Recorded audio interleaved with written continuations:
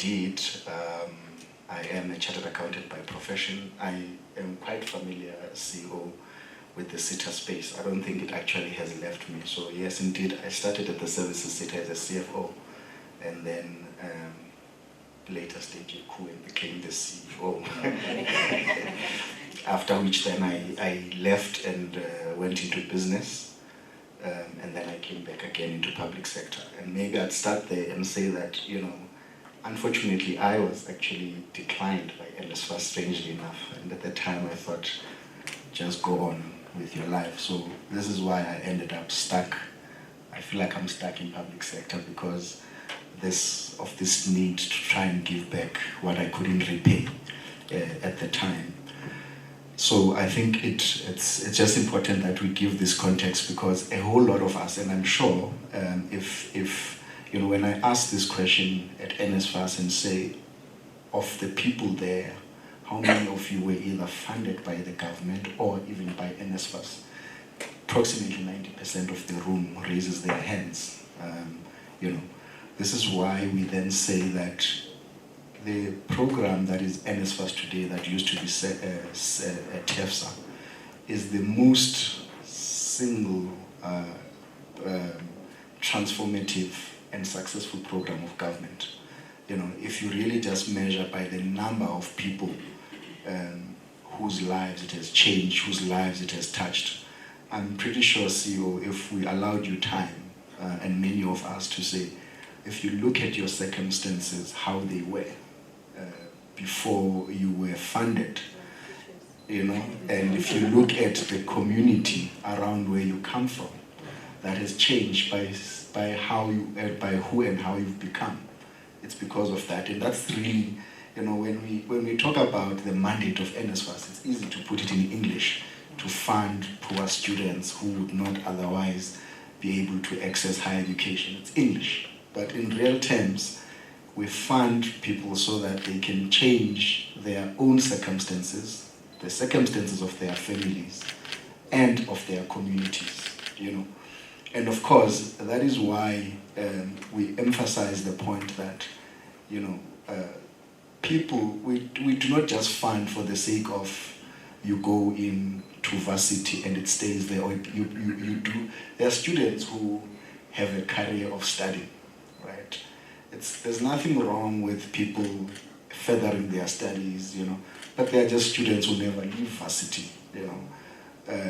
And it's okay to stay when we are progressing, but others stay, they keep repeating and repeating, and that's not what we fund for.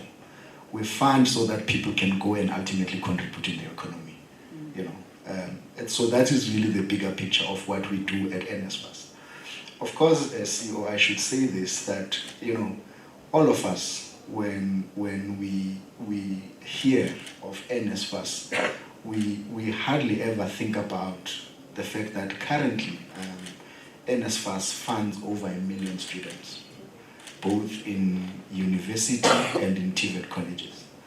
Of course, if you fund over 1 million students, even if you missed 2, or even, let's make it a bigger number, even if you missed 1,000 out of 1 million, it's 1,000 too many, you know. Hence, we get this negative view, perception that NSFAS is not doing what it's supposed to do, and all of that. It's true, we like any other institution, do need to improve in our processes, make it as efficient as possible, as seamless as possible, but there's a significant number of people who are funded seamlessly, you know. It's not that we should forget the ones, but I'm just emphasizing that NSFAS as an institution stands for good, for transformation in this country, and I think it has achieved that over the years.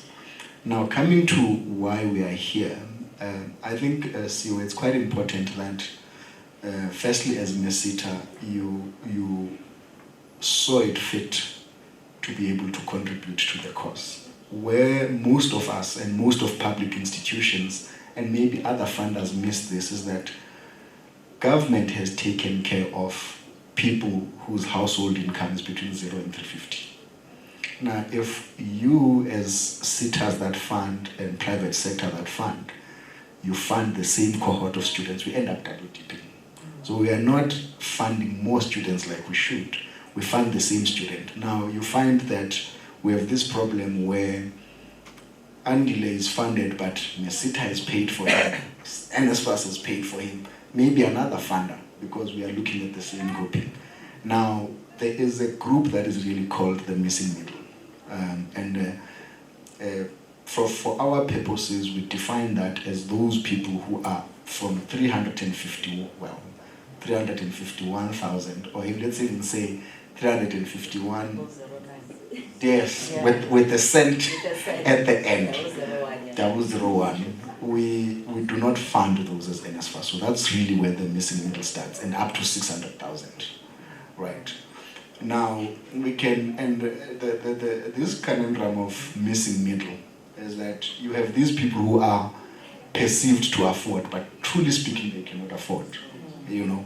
And that's really where I applaud you as Merseta for identifying that gap, because had you said you are funding, but you are funding the same cohort of students that we are funding, it would have been double dipping. And what we don't know is that actually, you know, NSFAS virtually funds all the qualifications, except those that would not be registered, except those that would have expired. But otherwise, all undergraduate qualifications are funded at university and at TVET. So I'm basically saying that the fact that you saw it fit to look at the cohort that is the missing middle, this is actually a big step. And in fact, you know, when people speak, they are saying the next revolution from a student perspective is going to come from the missing middle. Not necessarily the poor students, because at least those are covered by government. So I think, for me, I want to comment that that is exactly where you have focused. CEO, I mean, 300 students, yes, in number, given the amount of students that are in need of funding seems small, but it's actually quite significant. I mean, once you start putting it into rent terms, that is 141 million. And it's no small amount for anybody to fund. So we think this is quite important and quite significant. It's not as small as you think it is, you know. And also the fact that, you know, I don't know your sector that well, but I can imagine that the manufacturing sector is one of those sectors where our people are not participating enough, you know. The fact that this focuses on that, the fact that it focuses on scarce and critical skills, it's actually huge, you know. I'm sure the legacy that you are leaving as Sita, as the CEO on this, is probably going to outlive you, because you are changing not just lives of 300 people, but those communities, those families. I would estimate that you are probably touching about 5,000 lives just by funding these 300 students. So I think, I know I'm supposed to, if you don't stop me, I can talk forever. However, I think the success of this program is going to really depend on how, as a team, we work together. You know, I should tell the story that when I was a CEO, in fact, even as a CFO at the SITA, we had funded NSFAS something like 101 million at the time. We actually contemplating taking that money back, simply because at the time the institution could not report. We know that it's not about reporting, it's about the lives that you are changing, but it's also important that you get to report on what you've spent the money on.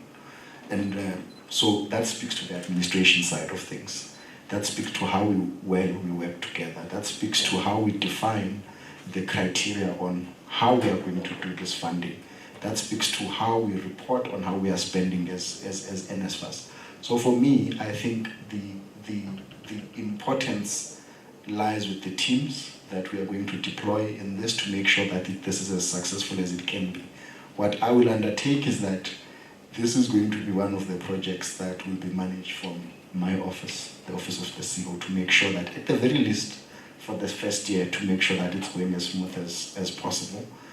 So I would say that maybe that's one of the important things. But I think lastly, on behalf of firstly those 300 beneficiaries, we should thank you and your board for making that possible.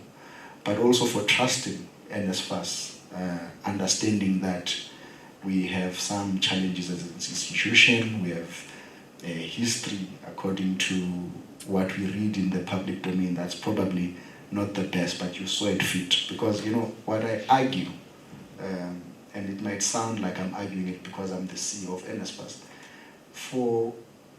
we are actually quite inefficient as government, because you find that, I'm sure as CEO, you probably have an office that is called a bursary office here.